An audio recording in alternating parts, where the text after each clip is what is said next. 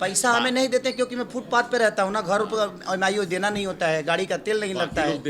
बढ़िया, आप कैसे से हो? बहुत हैंडसम लग रहे हो, है ना? As always. हाँ जल्दी फटाफट करो।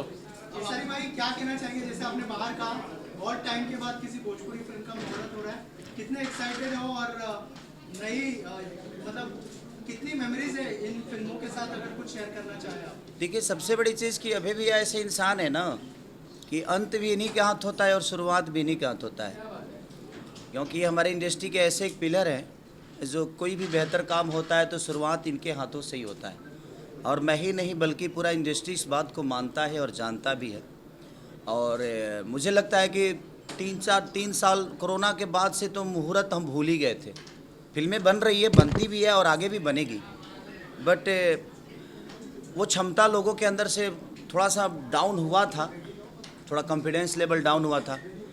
तो ये सुझाव भी भैया का ही था कि नहीं यार, भोजपुरी ने हमें इतना कुछ दिया है और भोजपुरी के लिए अगर हम लोग खड़े नहीं होंगे तो मुझे नहीं लगता कि भोजपुरी अपनी भाषा बच पाएगी, क्योंकि भोजपुरी भाषा रहेगी, बट भोजपुरी भाषा को अगर दुनिया को बताना है तो हमें लगता है कि सिनेमा के माध्यम बहुत प्यारा है। जैसे आज तेलुगु, तमिल जितनी भी फिल्में बनती है आज पूरी दुनिया में उसका परचम लहरा रहा है। तो वो हम तमिल या तेलुगु जो भी है, एज ए कलाकार होने के नाते मैं तो वहाँ के कलाकारों के वजह से ही जानता हूँ।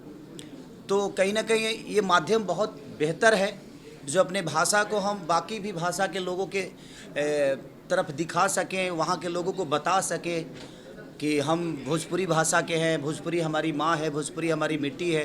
भोजपुरी ने हमें बहुत कुछ दिया है और भोजपुरी में ऐसे ऐसे लोगों को दिया है कि ये हमें देते नहीं, अलग विषय है, बट इनको इतना ना दे दिया है, भोजपुरी ने इतना दिया है कि भोजपुरी के आज सबसे बड़े पिलर बन के खड़ा है।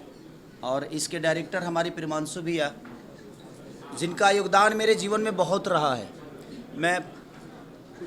मैं पहला फिल्म किया था साजन चले ससुराल, जिसके डायरेक्टर ये थे। इनकी लॉन्चिंग उससे हुई थी और मेरी भी लॉन्चिंग उसी से हुई थी।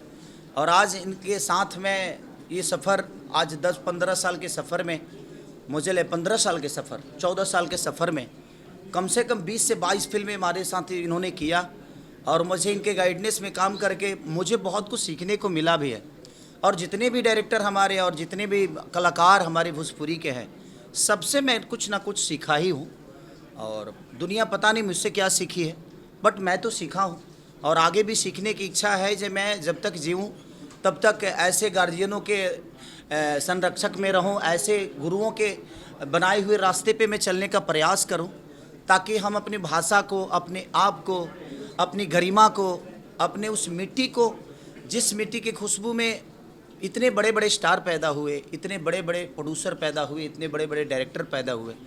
ठीक है, इस चीज़ से थोड़ी सी प्रॉब्लम हुई है कोरोना काल के बाद से, बट कोई नहीं, ये शुरुआत फिर से एक अभय भैया ने ही किया है। और मुझे लगता है कि अब ये सिलसिला आप लोग के बीच में भी आएगा कि आप लोग को भी थोड़ा सा भोजपुरी के पार्टियों में, भोजपुरी के संगीत में, भोजपुरी के लोगों के बीच में, जिस तरह आप लोग अभी तक हिंदी में जाते थे, आज 4 साल में मुझे लगता है कि भोजपुरी में कोई मुहूर्त हुआ ही नहीं था। तो मुझे लगता है कि अब ये सिलसिला शुरू हुआ है तो उसको कंटिन्यू अभय भैया ही करेंगे। और इनके पास क्षमता है, माल बहुत है इनके पास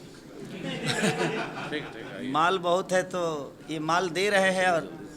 और कुछ बोलिए ना हम लोग के बारे में। हम लोग तो बहुत बोल दिया कि सारी जी हमारे नानी घर के हैं और हमसे पैसा नहीं मांगते, फिल्म करते हैं तो कहते हैं पिक्चर बड़ा बड़ा बनाते जाइए, हम आपके साथ हैं। अभी लंदन में शूटिंग की, अभी दुबई स्टार्ट हो रहा है, इसका नेक्स्ट हम लोग यूएस में करने जा रहे हैं। तो सभी हमारा साथ देते हैं, फिल्म करते रहते हैं। पैसा हमें नहीं देते क्योंकि मैं फुटपाथ पे रहता हूँ ना, घर पर एमआईओ देना नहीं होता है, गाड़ी का तेल नहीं लगता है। देने के लिए है ही है, तो एक आदमी सबको एक आदमी को छोड़ के चलता है, तो उसी तरह ये हम आपको छोड़ के चल रहे हैं। चलें।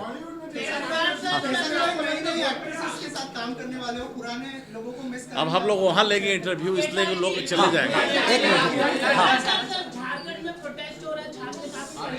अभी हम यहाँ अभी भोजपुरी को बचाने और भोजपुरी को बेहतर के लिए बात करें, उसके लिए मैं अलग से प्रेस कॉन्फ्रेंस करेंगे। चल। अरे एक्टर कोई नया पुराना नहीं होता है।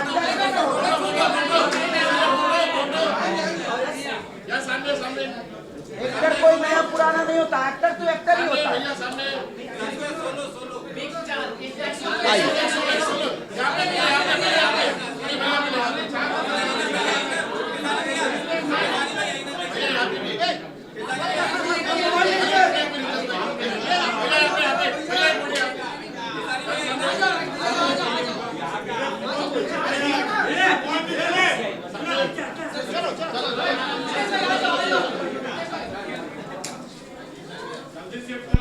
क्या बोला बेटा?